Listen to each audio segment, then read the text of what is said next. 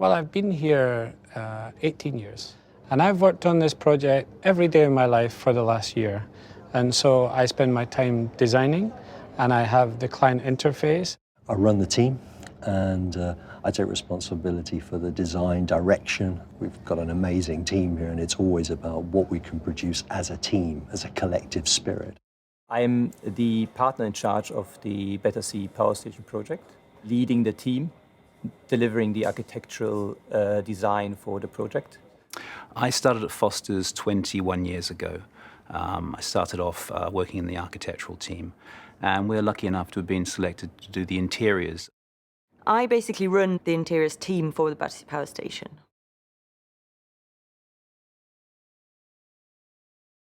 The process of design that we adopt is one of continual investigation and analysis. We're looking, examining, testing. We make a lot of models, and the willingness, I think, to examine and change that's one of the things that we think defines us as a collection of designers. The power station, the chimneys, they're the symbol of arriving in London. It is a landmark. It's almost the scale of a cathedral, but it's actually a cathedral to power. And the idea that London throughout the 1930s and 40s was perhaps a tougher place to live, but it was resolute. And so the building has strength, and it speaks of strength and conviction. It's a powerful, large building. It's like an old friend, or it's a familiar thing. It's like Big Ben, but younger.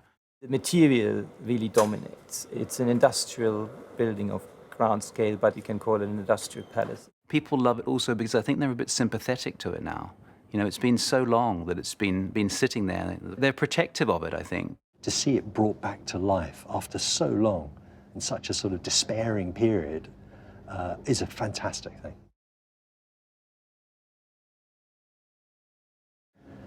We've been here in Battersea for over 25 years, and we really came to South London because of this ability to have an office by the river, and the river is so important to London.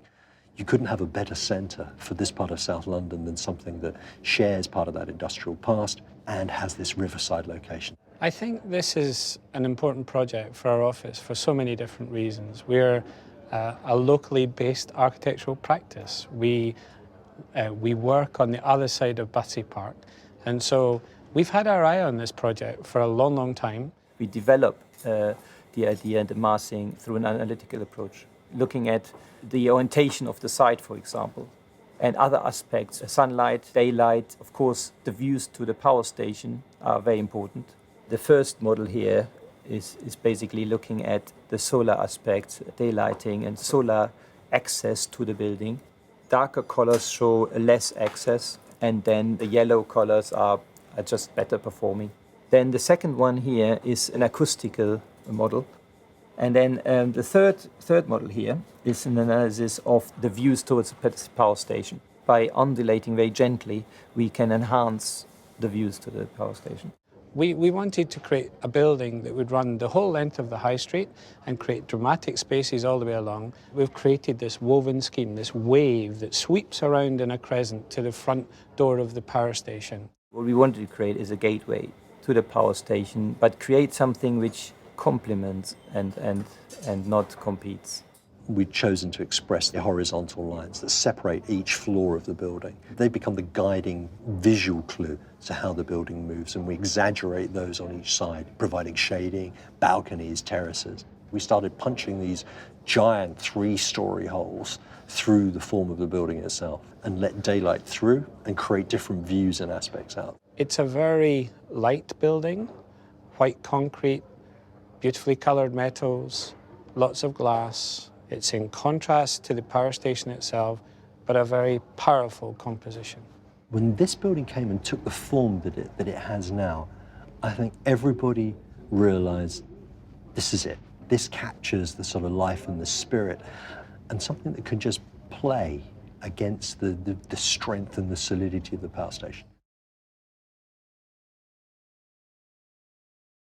So the building is a very highly articulated form, and it drives around in these soft curves. What's important to us in the massing are these horizontal lines that drive all the way along the project. Draw your eye around to the power station. The whole sweep of this crescent is the same length as the crescent in Regent Street. It's 250 metres long.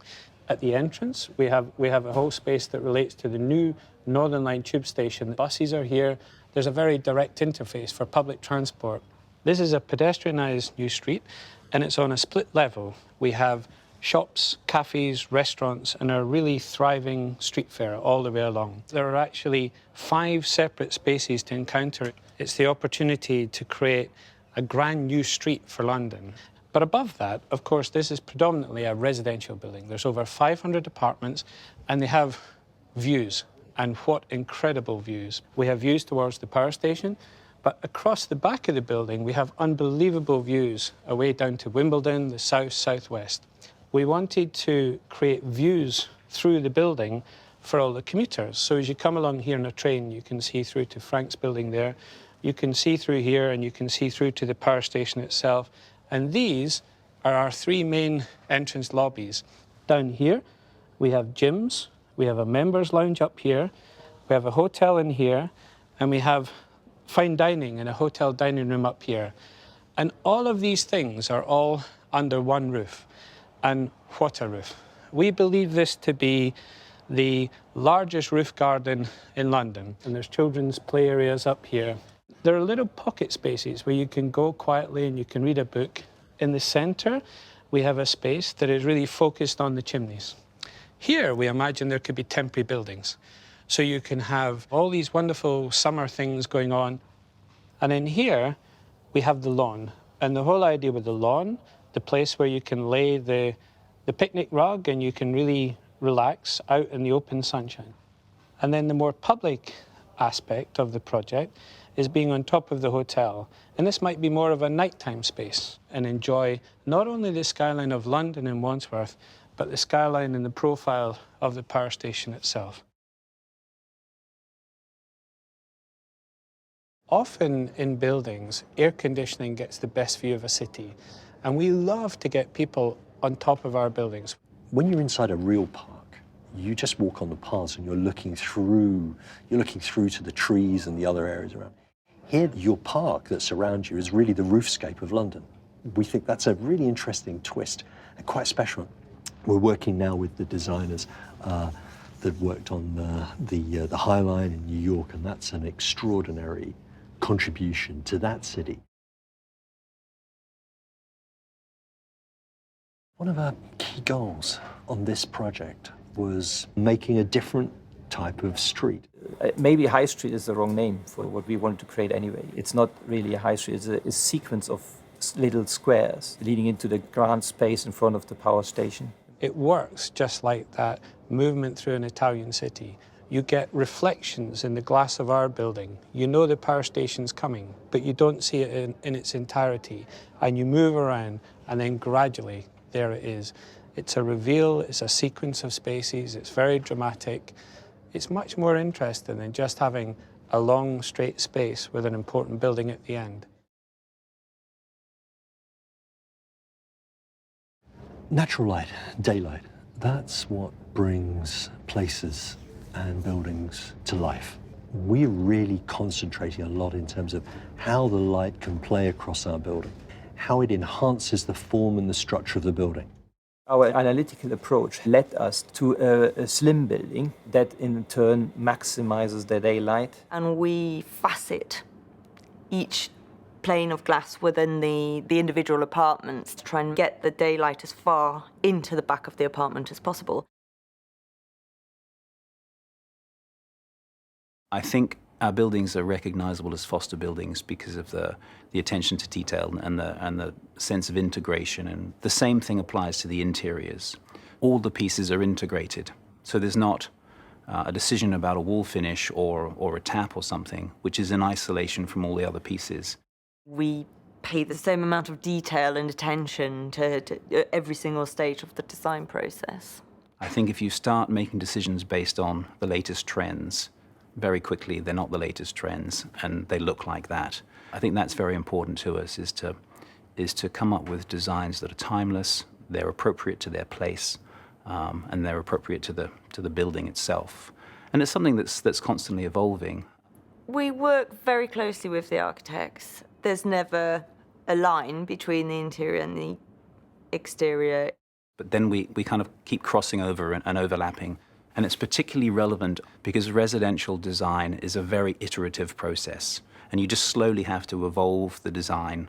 The brief we were given was to do a Foster+partners interior, but with a Battersea Power Station influence to it. The palettes, the feel, the language, materiality and so on was there on our doorstep as inspiration. So when we went around the building, we went into the control room and the turbine halls. There are some key materials and ideas that we were able to draw upon. We've managed to find the colours that can reference aspects of the power station. There's what we call a cloud palette and a steam palette. The kind of more the white tiled central bit of the power station, and then the nickels. Inside the actual control room, very famous room within the power station. It's probably the most intact. Stylistically, we're trying to pick up on the 30s language that's in the power station, and there are very subtle ways you can do that, but without it being pastiche. There are so many influences you can get from it, so many sort of respectful gestures that we've tried to thread into the design. For example, we designed some door handles with Trapex, and we thought, why not take one of the towers, the Battersea Towers, and turn it horizontally and put the grooves of the tower in the lever handle? The key thing with the actual apartments themselves is to try and integrate the circulation space, the kitchen, the dining, and the living room all into one space. We've designed the 2-bed apartments so that the bedrooms are on either side of that central space.